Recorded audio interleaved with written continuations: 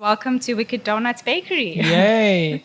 Maybe, Jeanne, what you could do is could you introduce yourself to us and our viewers and what you do, what you're about? Yeah. So my name is Jeanne. I'm the owner and founder of Wicked Donuts. And we currently have 3 stores. We have an online gifting service where we do deliveries and you can also order for pickup. And we just make customized letter donuts. We've got these cute little Love Bite donuts that we do. And so good. yeah, we've got shops with beverages and donuts. Yeah. Okay, so you make donuts and little, what are the Love Bites. The Love Bites, Yeah. but they're also known as like the Donut holes. Donut Exactly. holes. Yes. Which it isn't really a hole, it's what makes the hole. But- Exactly.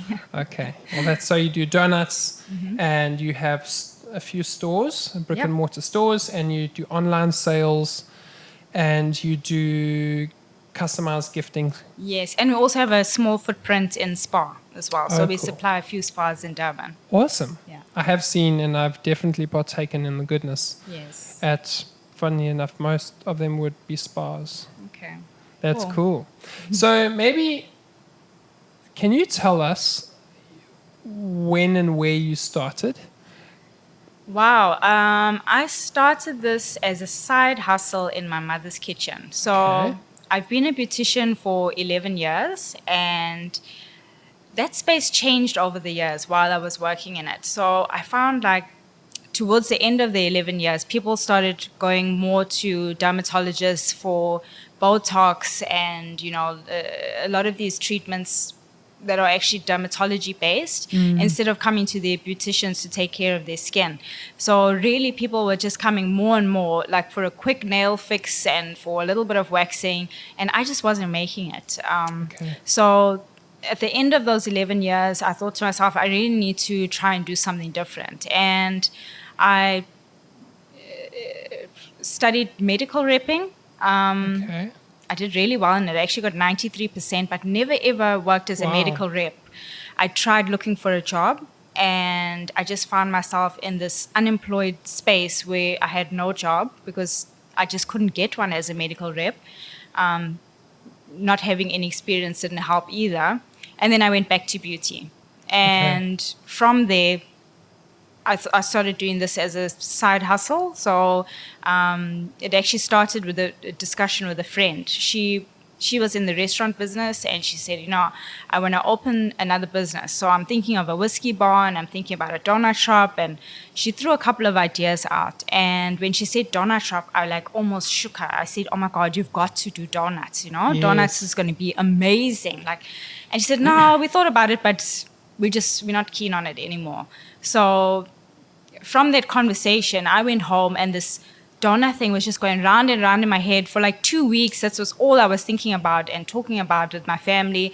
And then, because at the time, we didn't have any other donuts besides Pick and Pay and, the usual vanilla and chocolate donuts that we had. There's nothing going on in that gourmet donut space. And I'm assuming you love donuts. I love donuts. Like whenever I'd gone overseas, the first place I would walk into is like a Dunkin' Donuts, for instance, Nice. So I would go and seek it out. And I was like, if only we had a donut shop, like why don't we have one?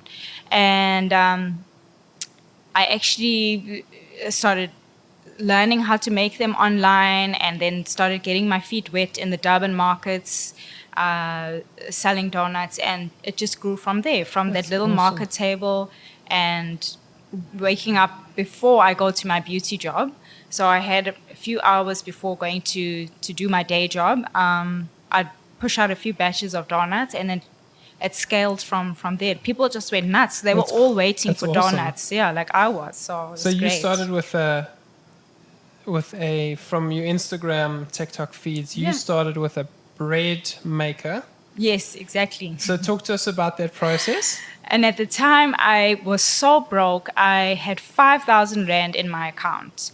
And I spent 500 Rand on the bread maker. And the rest of that money I spent on making a few pamphlets and buying a couple of ingredients. And that's where I started with just the basics, And did you call it Wicked Donuts from the beginning? I did. I had this idea of what I wanted it to be. Okay. So the bread maker was just a way to launch me into actually discovering how to make donuts. And I tested a couple of batches, but initially I was so horrible at making them that I didn't make them myself at all. There used to be a little bakery up the road called Chooks. So I didn't have the expertise, I didn't have the staff, I didn't have the equipment. So I took the bread maker and I said, Mom, there's no way I can make these donuts. Like, this is a complete fail. Like, I'm going to get this lady to make us blank donuts with our recipe, and then I'll just glaze them, because I don't know what I'm doing. So I put the bread maker aside, and she used to make us blanks in the beginning. So for the first 3 months of Wicked Donuts back in like 2014, she was making our donuts for us with our recipe. Wow. And then her bakery subsequently closed, unfortunately. There were some leasing issues, and she ended up closing her businesses. And that's where I had to roll up my sleeves and get my hands dirty and learn how to make them myself. Yeah. Wow. And how was that process? That was like probably one of the hardest things I've ever had to do in my entire life. What was so hard about it? There's a lot more to it than, like people say, oh, it doesn't look that bad. Like if they imagine making donuts, they'll probably imagine like a machine popping them off. But it's a real science to making good old-fashioned yeast-raised donuts. You need to actually learn how to make a proper yeast dough, the proofing times, how sensitive the oil temperature needs to be when you're frying those donuts. If you are a few degrees left or right of the precise temperature you should be frying it, they're either going to be too greasy or you're not going to get the right texture on your donuts. Over-mixing the dough is a problem. Under-mixing the dough is a problem. Like over-proofing it in the proving is a problem. Under-proofing it is a problem. Okay. There's so many elements that you got to control in the whole process. Wow. And you could get 9 of them right, and the 10th one is like you messed up there. Like you overmixed it, or you just fried them like 1 degree lower. You'll be like, oh crap, like even just putting a dough together. It's so easy when you're getting into a process and you're busy to leave one ingredient out. Like we've left sugar out once. We've left butter out once. I know what the dough looks like now when there's no butter, or double the butter went in, or no sugar. So we've put processes in and systems now where we try and control every element as best as we can. But because we don't use those premixes, it's really an art that we've had to learn. And that's taken 2 years, I would say a good 2 years, and the help of a master baker along the way to try and help us to get to grips with that process, because we're all self-taught in the bakery. So awesome. Yeah, it was quite a So you challenge. didn't go to like chef school No, or anything like that? I didn't. I wish I had. I think if I'd lived my life again, I probably would have gone to pastry school. But I learned it the hard way. I earned my stripes in the kitchen. It took 2 years to get a level of comfort with making them. Yeah. So when did you move from baking in Mom's kitchen through to your own? Maybe take us through that journey of going from the kitchen to, I think you mentioned that you had a market stall. Yeah, so And we were then in a few markets. Yeah. Okay, cool. Yeah. So maybe talk to us about that journey to opening your first shop. Okay, so I don't know when it was. Was it the end of 2015 that we opened our first shop? We were in the markets for quite a while, and people were just like ready to eat us alive, because it was the only place where they could get our donuts was at those couple of food markets once or twice, a month. So Durban was really hungry for us, and we got a little bit of money together to get our first deposit on a pop-up shop at Pavilion. Okay. And that's where we opened our first store. And it was such a huge risk and such a lifestyle change as well, because it went from showing up for a few markets a month to a 7-day week where we open 9 to 9, So it was a massive lifestyle adjustment for me. And just being open and available to the public when they were ready to eat us alive, I promise you that store was crazy. Like we could not keep it stocked. Like our first store did more in 2015 than our 3 stores do today. Wow. All of our spas and orders combined. That's crazy. And we couldn't keep the shop stocked. I mean, there were crazy. people driving from the South Coast to come and and visit that store. They were just waiting for it. So Sure. once we opened Pavilion, we were quickly able to just afford to build on that, and I wanted to establish like a footing, and everybody was like, oh, open here, open there. And maybe I didn't get the right advice, maybe I did, but I just steamrolled with it. I was so excited about the business.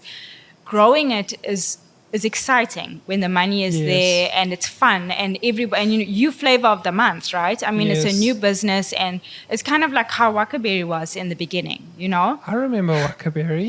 Exactly. Wow, Like yeah. standing in lines for it and this Yes, and that. I remember You the literally frenzy. can't see exactly what it's going to be like 5 or 6 years down the line. Will there still be a demand for those same stores? But anyway, we're still talking about the nice stuff now. So we scaled it very quickly, and all the money that we made, I threw back into the business to Okay. just keep continuously growing it. So we got to Okay. about 4 stores. Yeah, 4 stores. And then we closed Gateway and opened Belito, and then closed Belito, and have got to the point where we're now at 3 stores. Okay. Yeah. Wow, that's quite a journey. And that's in a little under 10 years. Yeah. Yeah, so next year will be 10 years. Right. It was 2014 we started? 2014? Yeah. Oh Yeah. my God. I keep saying 8 years because I don't know why. My calculations Well, we are... did lose 2 years during the pandemic. Yeah, so probably. you're excused for that. I think we're all 2 years behind schedule. I think we've lost about 3 actually. Yeah. Yeah. So when you were talking about you first opened your new shop or the first shop in the Pavilion, like I could see in your eyes and your whole body that you've come alive. So what is it about that space that resonates so deeply with you? You said I was so excited and Yeah. I loved that space and it was exhilarating. And so what is it about that space that resonates deeply within you? It was just the realization of a dream, and seeing something that was only in your head come to life, that you were Yes. almost sure you weren't big enough or smart enough or great enough to pull off. And to see that, it's so magnificent That's awesome. to like see the realization of a dream. And there's a part in my book where I say, at one point, the words wicked and donuts were literally just words written in pencil on a piece of scrap paper. That's how I describe it. And what I had in my head and in my heart and what was on that paper, I couldn't see how I was going to move it from that point of an idea to actually standing in that shop. And like, it feels like a dream. It feels like winning the lottery. I think it was more satisfying than winning the lottery, because your hard work and every detail of your dream in real life was just so special to That's awesome. finally see that come to life. Yeah. But donuts, like, so I'll tell you a quick story. My first experience of a gourmet American donut was I was in California, and we went to I don't remember if it was a Target or if it was something like that, but we went into this massive shop, and I was like, damn, I'm in America. I need a donut. And I remember You walking... sound like me. Yeah. And I remember walking past it was on my left, walking past the donut thing, and I was looking, I was like, yes, these look amazing. But what happened is I bought the donuts. It looked amazing, and I bit into this thing, and it was disgusting. It was Really? like the most greasy oil. It was almost like you could wring it out, and I'm assuming that's got to do with temperature. But it was just so bad, but I couldn't convince myself to throw this away. I'm like, I'm in shit. America, so I gotta finish this damn thing. So I finished it, and I was sick for that entire day. It was really bad. I think those But- cake donuts that they push off the machine are, guilty of having that greasy taste.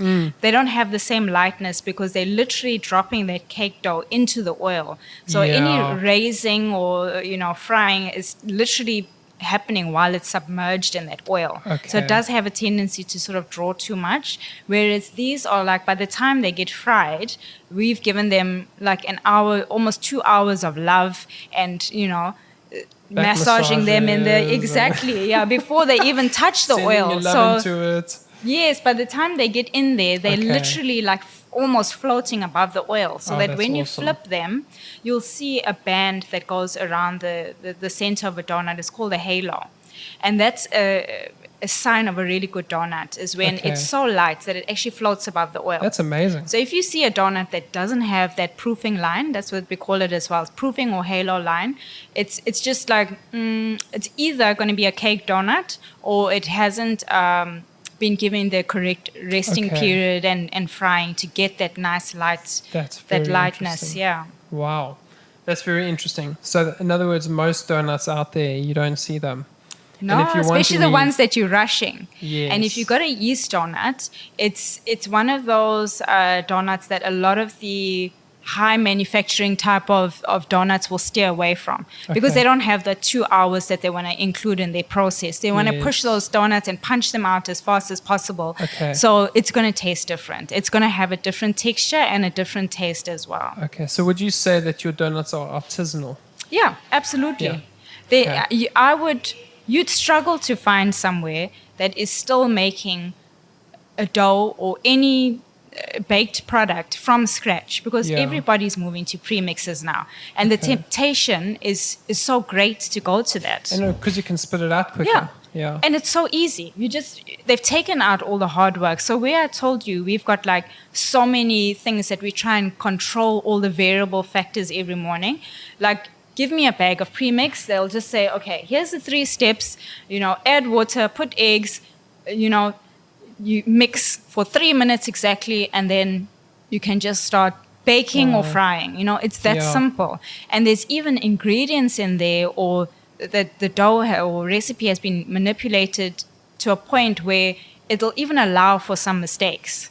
So where your staff can fall asleep or do something during that process, it'll even be forgiving in terms of how that product turns out. So that's why so many of these big bakeries want to move to these premixes now, because they don't, that premix doesn't require the same care to push out. The same love. Yeah.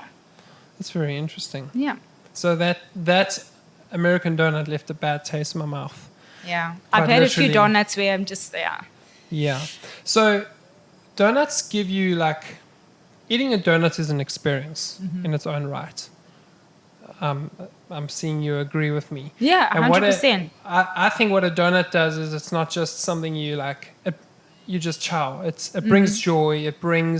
There's this experience that is attached to it, and that also comes with part of your branding. Your donuts are your unique brand. But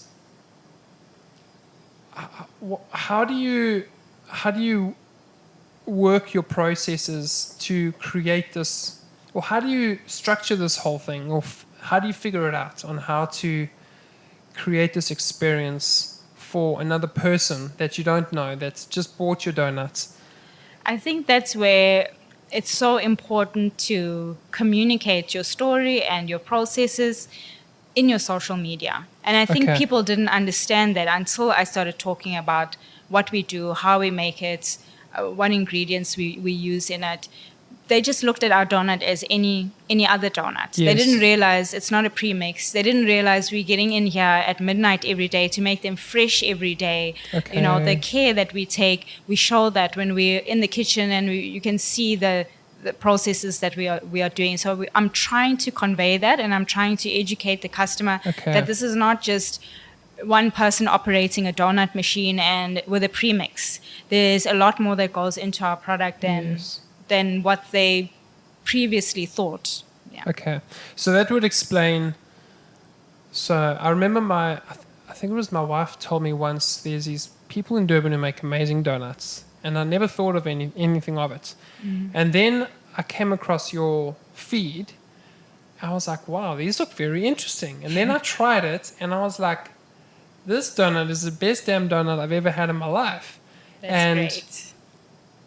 How much do you think that is associated to the story and the documentation of your journey that I've seen before. How much, I mean, I've got my own opinion to Had this. had you known anything about our story before that point? I did not, no. So therefore, I can answer that easily. Compare the donut that you had in America, where it was just greasy and tasted horrible, disgusting, compared to just eating that donut and having a completely different experience Yeah. without relating it to a story. Yes. So our product stands on its own. Yes. And more important than anything else is that it must taste different. So I'd never ever say our donuts are the best donuts in the whole world.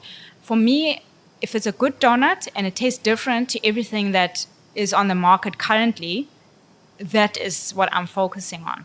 Because I want to give people a different experience. Now, if you go to any bakery, if there's still any left, because I believe most of them are closing down nowadays because they can't survive all these increasing costs. And if you're lucky enough to go to any small bakeries or, garages or supermarkets where we get most of our products, you're going to keep tasting the same thing. So I have been hounded by people to convert to a premix. And the temptation is there because it would just make things so easy, wouldn't it? But then I'm selling you the same stuff that you're going to taste everywhere and you're not going to have a different experience. So we make our glazes from scratch. We make 90% of our fillings, except for obviously like bar one chocolate and your Nutella.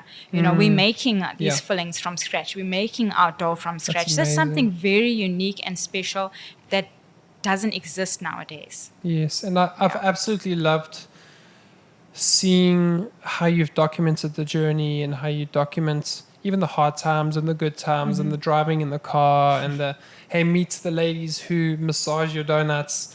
And I think coming back to the story that we attach to the product, it is very, very powerful. And I also want to say, like, well done for doing that, because I know how important it is, yet I don't do it myself. I don't tell, for my business, I don't tell my story. But just by watching what you've been doing is hugely inspiring, because I can see how powerful it is. And then I can also see the story that I've seen and this journey that you've documented in the public space is now attached to this little ring of dough that's got a halo around it and amazing sugary treats on top. It's incredible. So well done. Thank you. It really, really is inspiring. And I can't wait to see how much more you do and how much further you can take especially the whole social media space. And knowing now, having meeting you, that it doesn't come naturally. It's not your first, you're not naturally inclined to jump into a public space and tell your story. I'm not. I make it look easy, but for me and anybody who knows me, this is such a hard space for me to be in. In fact, I don't even like being in the shops because I don't like to be like customer facing. I'm such an antisocial, introverted person. I canceled our podcast, so but I'm here now. We're here, and but really well done, and it's amazing. And I think we were chatting earlier before we recorded or started recording, and you were saying, you really feel like the social media space has helped carry the business. 100%, yeah. Maybe you can talk to us a little bit about that. Yeah. I can remember an experience where I noted the difference in how our customers were treating us. And then I realized, okay, this social media thing has a lot of benefits, because I'm not just being treated like this corporation anymore. People know that I'm answering the phone, I'm delivering the donuts, I'm managing the stores, I'm managing the bakery, I'm receiving every order, every complaint, like it's me here. So they're actually a little more gentle with me, a lot more gentle, awesome. Which is really nice, because usually they just used to take me like limb by limb if there was a problem. And there was one day in particular where we were running a special at Florida Road, and I think we had something stupid like coffee for R2 or something ridiculous, and there was a line of people outside the door, or a whole angry mob waiting for the doors to open, and our staff was late. So of course I answered the phone, and we've got a customer there, and she's like, "Oh, there's no staff here."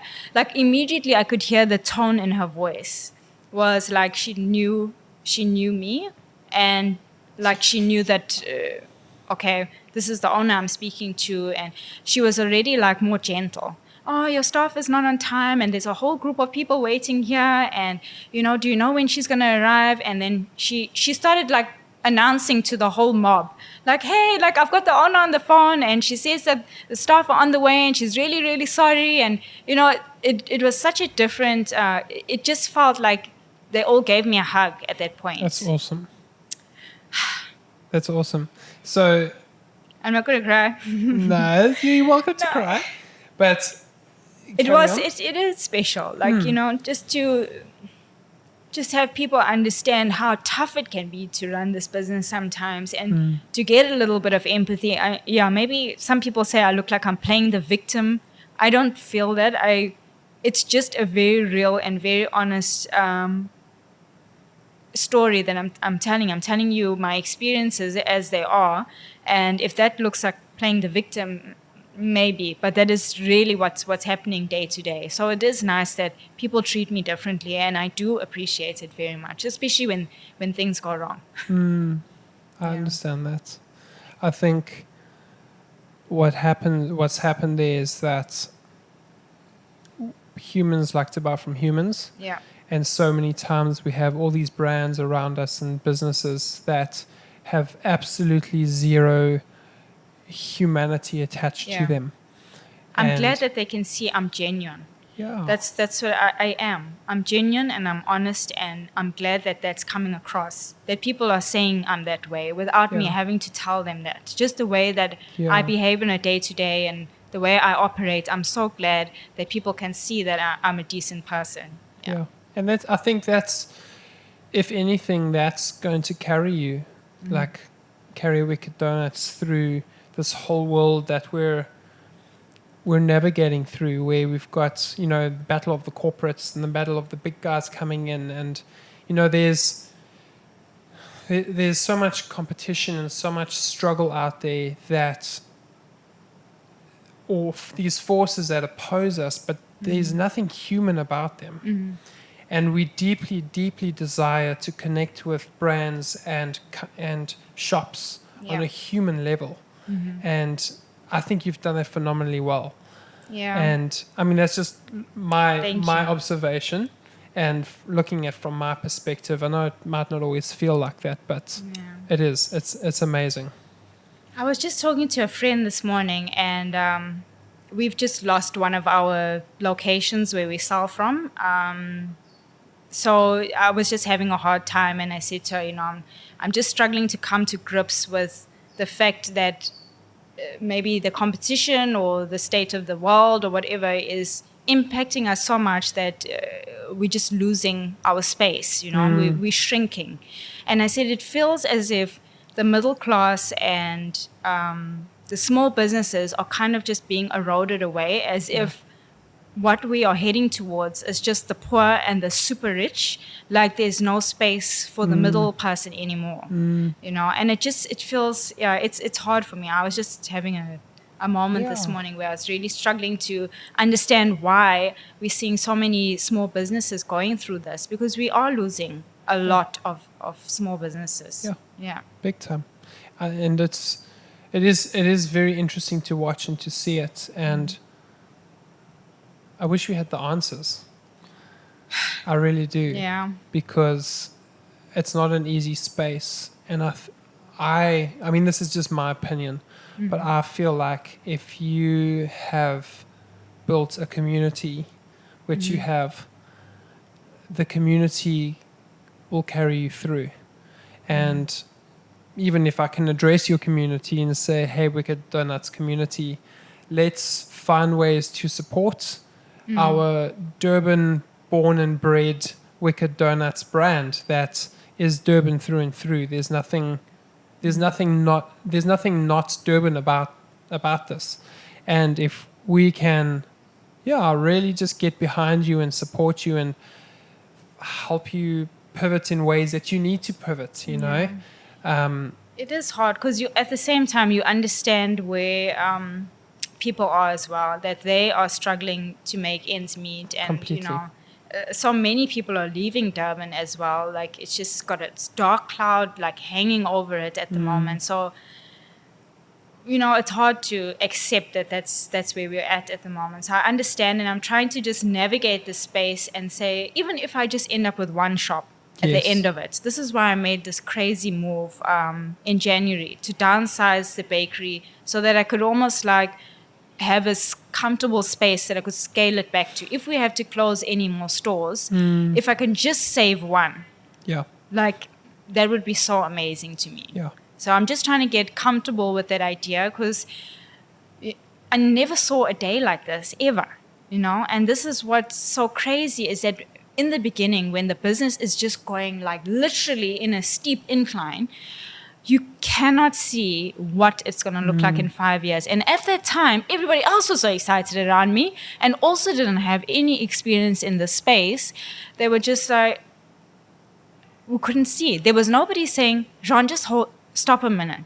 What's this going to look like in 5 years?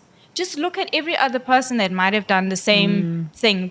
Are they still here? Do they still have that business? How many have they had to close? Are they open at all anymore?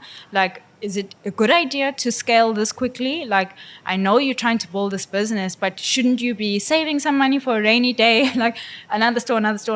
Like, it was just, it was too much. I pressed the accelerator so hard that, but everything's fun in games until you reach that day, Yes, but you'll never get through it.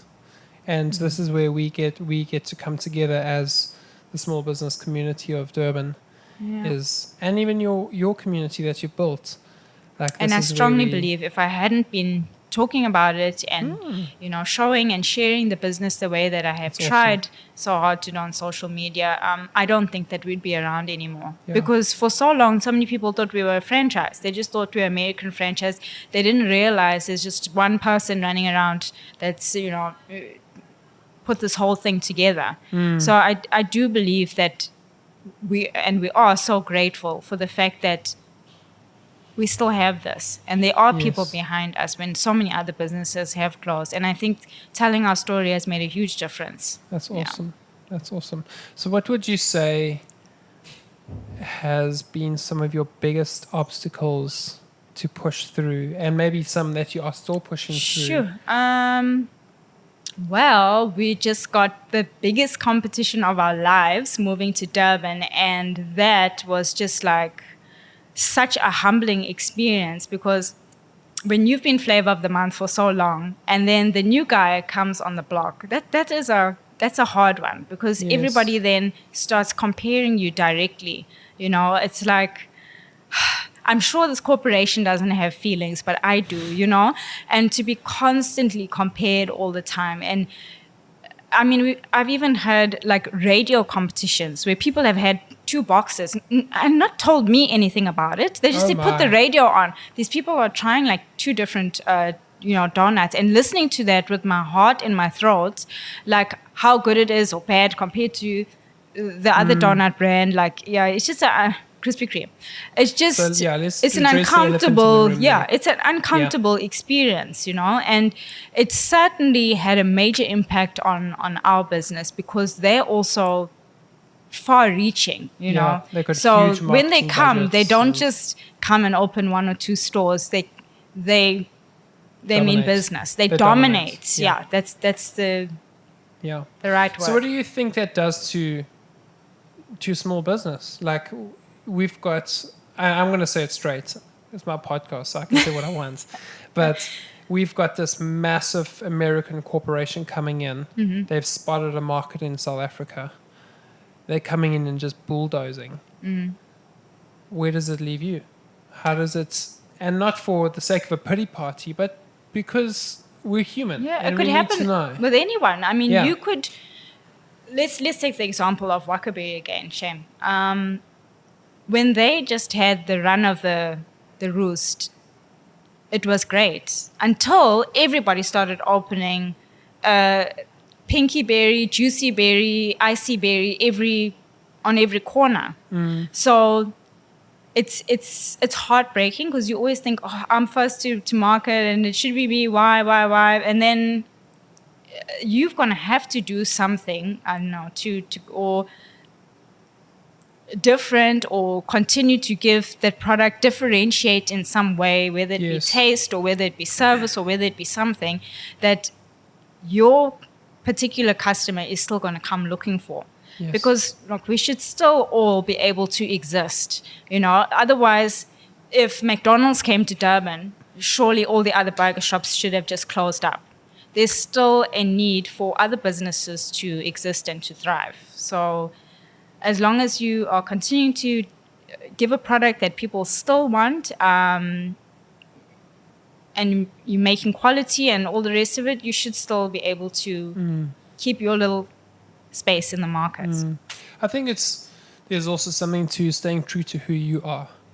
Don't in the processes and the figuring out on how to compete with this massive brand that's just bulldozing through everything. Like, I want to encourage you. I don't think we can even compete because we are just not even. Well, that's why I said compete. There's no way they're going to beat me on every level. And I think at some point, I still had that in my head.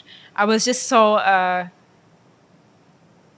convinced that I'd be able to like hold my ground. And I thought, no, I'm going to give them a run for my money and I'm not going to be closing stores. But it's impossible. Sometimes the bigger company just has the marketing budget and the legs and everything else to just steamroll you, So I've got to shift my focus from competing rather than, to continue to make this an exciting business. I've got to forget about what's happening there. It's fine. If you want to compare me and whatever, that's okay. That's great. But I have to just continuously try and refocus my energy into what still makes us relevant. Yes, and I would say don't lose yourself. Like, don't lose your personal touch. Don't lose the Jeanne and the beautiful ladies that work in the store, because they don't have that. They don't have the artisanal, Durban-born cult following. And I think so much... We very often look at the opposition and we lose ourselves to the opposition, where I feel like we should be just remaining true to who we are and remaining true to who you are to your customer base and to your following and to your community. And I had a Krispy Kreme last week, and I'm going to say it really did not, I'm not saying it to flatter you, but I really did not enjoy it as much as I enjoy a Wicked's donut. Thank you. You can stay now. Cool, yay. And but really, it just... I've had Krispy Kremes, and there's a couple of other donuts I think are all right. Nice. It is nice, but I feel like we have this story. I've got this local story attached to it. When I'm eating this donut, it's like I know the crew, I know who's made it, I know the human behind it, and it tastes like it's been made by humans. And I mean, I don't know Krispy Kreme's processes and stuff, but when I ate the Krispy Kremes, I didn't feel like there was this human process behind it. To me, it tasted a lot like a lot of these mass-produced things with huge amounts of sugar. It has to be, with the amount of places they're supplying. There's no way to do that process without the automation. So it's going to be a hybrid recipe with a premix, and it's going to be pushed through a machine. And I can't make the whole of Durban donuts. I can't. It's physically impossible. So I'm actually glad that I have some help. But as long as I can sustain my little piece of the market, I think that's important. I strongly believe that it's fine. Everybody has their place. The more people and businesses there are here that still are surviving and can create jobs, the better. So I don't have this like, oh my God, not Krispy Kreme. But, it's great. They're creating employment and, but I still want to be able to sustain my business within the space. Yeah, completely. So with all these challenges and hardships and difficulty and the good times and the bad times, what is it that makes you get up every morning and do what you do to continue the Wicked Donuts? I don't want to use the word fight, but sometimes I'm sure it feels like a fight. It is, yeah. But what keeps you motivated to keep going and doing what you do? Here's where the honesty comes in. Okay, so if you're really honest, you're going to sit there and say to yourself, this is crazy. Like, why do I still do this anymore? Because it doesn't make sense. It doesn't make money. It doesn't, it doesn't make sense. It's not like what the business was in the beginning. And you have something to compare it to, and it's miles away from what it used to be. And I reached a point in December 22, and all my leases had run up. And I sat down, my key staff, and I said to them, I'm financially and emotionally exhausted. I'm done. I can't find a reason anymore to keep this going. And I just bawled my eyes out. And I said, if you guys are not 100% in, like I was always almost like hoping or wishing that they would say, you know what, we've got other plans for our life. Or actually, with one of us was thinking we were going to try something different. Because you never know what other people have planned for their life. And maybe they've got other designs that they just give a resignation letter and say, I'm off. But there's certain key members that I wouldn't be able to run this business without. So I sat those people together and I said, if I don't have yours 100% support, I would like to close the business because I'm done. There's nothing left of me. So they just said, we don't have anywhere else to go. Please find a way to continue the business.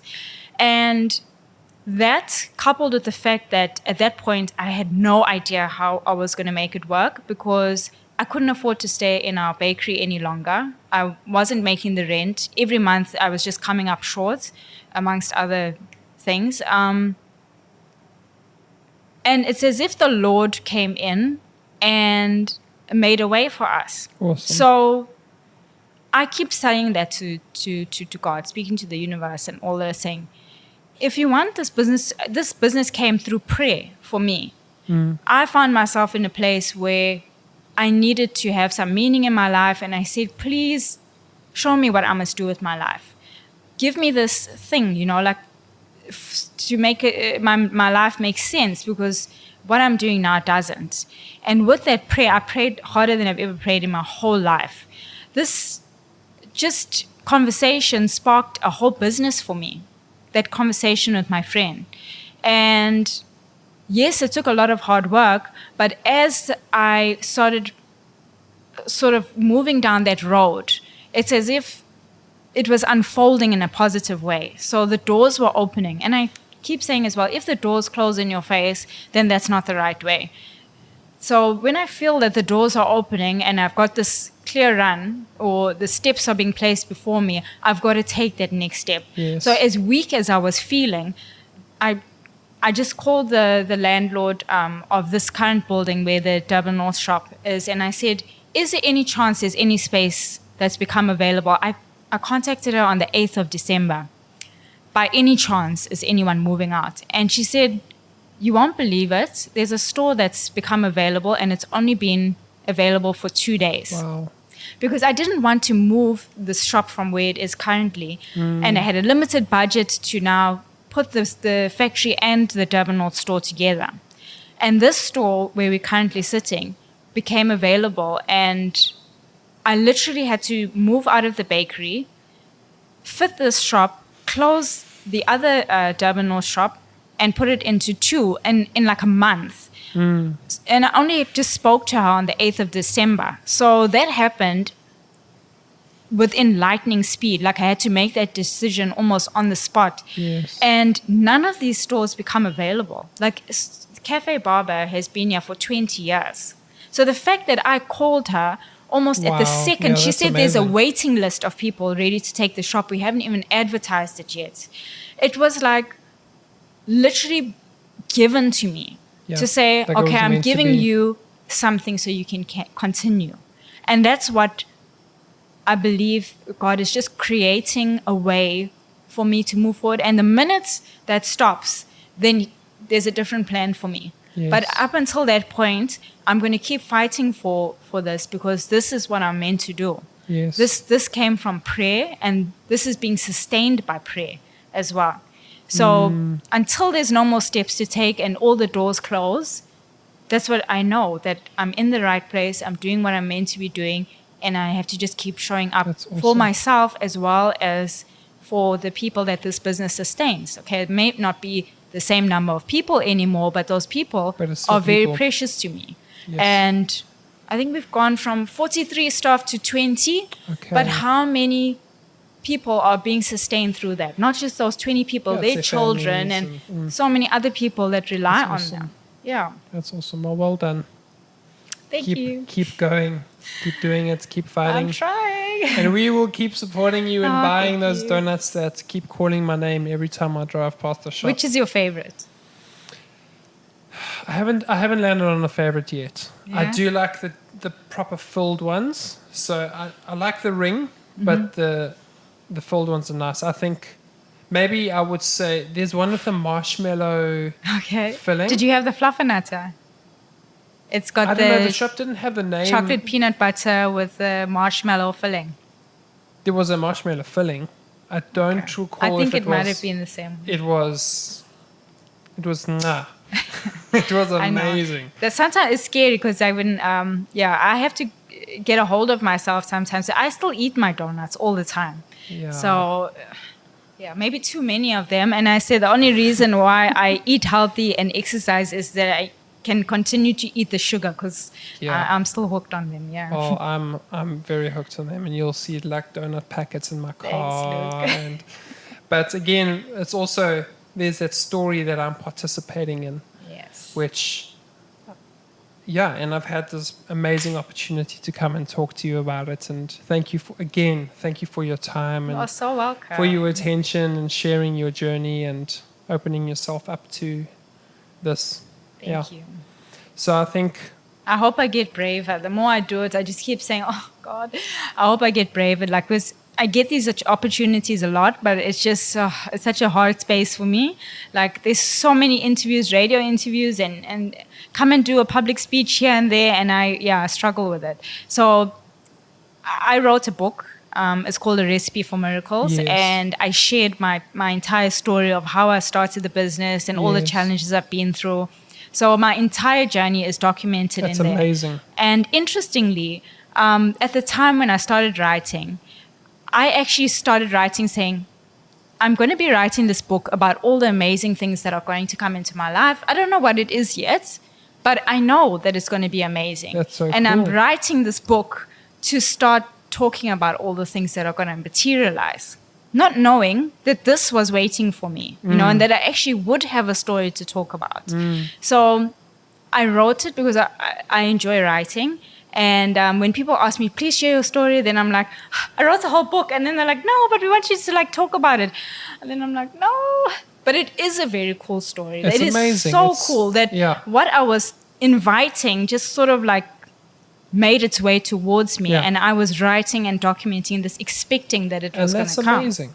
So for the people that say, tell us your story, I've started narrating it on my TikTok page called A Recipe for Miracles. Okay. So I've made it now available to the public. And I've taken it off of Amazon Kindle because I think the best place for it to be is just to continue inspiring people.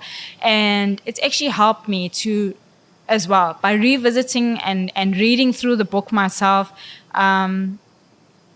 I'm remembering how much I have put into this, how meaningful it is to me, how much prayer went into it, how much faith and hard work and everything else grind for hours and hours. I mean, I told you, 2 to 3 hours is what I was averaging a night of sleep for the first 2 or 3 years. So reading that book as well, I'm almost at the end now, probably about 151. So I want to finish it soon. So the entire book You'll be That's able awesome. to watch in 3-minute videos That's amazing. Well done. consecutively. Yeah. Well, So that'll be another achievement for me. I don't have TikTok Yeah. as a confession. That's But fine. I might just open an account and go check it out. Yeah, so the whole book is there. So That's there's cool. a small intro, and then if you scroll to the bottom of the page, you can start like from page 1. And like, Okay. I'm trying not to be too serious about it. Like sometimes my printer goes off, and like there's parts of the book that I actually laugh about things that I went through. So there's also this personal story coming through with, by the person who actually Yes. experienced that firsthand that I'm sort of That's conveying as well. That's amazing. Well, we will check it out. I will definitely check it out. Thanks. And I think in closing, Jeanne, would you give the person listening who's running a small business something encouraging or something that you've learned along the way that you would like to share with them? Yeah, that's such a hard one. Especially for South Africans and everybody that's leaving and telling you how horrible this place is and you can't make anything survive, and in Durban, and Durban is the worst place to be, and you're not going to make a business around here. I don't know. I'm waiting for somebody to tell me. So I'm looking every day for inspiration now, but we have to make it work. Isn't that the spirit of South Africans? If anything. We do. I really thought when we had that whole looting incident that was going to be the end of Durban. Like we dug our grave and there was just no way that we were going to come back from that. And that's the spirit of Durban and South Africans and of humanity, that it's hard. Don't expect it to be any other way. It's tough, but what you experience from sticking in it, if anybody had to ask me, would I do this again? I'm in so much pain every day, Luke. You don't understand how much pain I'm in. I think I show too much of it sometimes, so some people know how much, a world of pain. Would I do it again? Yes, because it's worth it. Because I get to spend my days with my mother. I get to create something that I have personally got my stamp on. To be able to work with people I enjoy working and control of my time and things like that is invaluable to me. I've had jobs where I've worked massage jobs from 9 to 9 with 12 hours of doing 12 massages, and then at the end of the day they're like, okay, you can go home now and come back tomorrow and make sure you bring a sick note and that kind of thing. I wouldn't trade this for that ever. Good. So I also remind myself, if anybody's looking to start a business, it'll be worth it. If you've got the grit and you want to start it, and I've got a lot of tips in my book about starting a business the right way. So that's a whole nother story. Yeah. But there's some really good advice about doing it smart so that you don't get yourself burnt and take massive risks in the beginning. So I didn't do that with this business. It took patience and building it brick by brick, cent by cent. It didn't just go, oh, I want to open a donut business. Hi, bank, give me R1 million. Let's plug it in here. No, it literally started with one box of donuts right in the beginning. That's awesome. And if you've got the grit and the determination and you're prepared to put the hard yards in, it will be worth it. That's awesome. So these times are difficult, and for anybody who is in business still, just continuously find ways to downscale it or, try and get control of those costs so that you can continue the business. That's what we're working on ourselves. Because eventually maybe there'll be a part where you can sustain the ship. And we're finding it a little bit easier as we take the foot off the accelerator and just regroup. It is becoming a little bit more comfortable. So is it worth it opening a business? Yes, 110% it is. To the people who are struggling, yes, we are dying and struggling and spitting and crying all the way, but we do it because this is what we wouldn't want to be anywhere else. Yeah. And once we get over these hurdles, there'll be good times. I'm positive. It's not always going to all be bad all the time. It won't. We go through things, and then there's a rainbow. And then we go through more bad stuff, and then there's a rainbow. It's ups But and if you downs of give life. up, you're never going to see those good times. And you might get stuck doing something you hate again. Like, I don't want to go back to massaging for 12 hours a day. No, it doesn't No. sound like fun. No, it's horrible. Trust me. Yes. Especially when the big guys come in and they want a deep massage. And you're just like, Yeah. it's now Know your all 8th about that. massage, you know? Yeah. Yeah. Well, Jeanne, thank you. It's Thank been you an so absolute much. honor and a privilege to be here with you and to talk through this. And yeah, again, thank you for your contribution towards what we do here in Durban.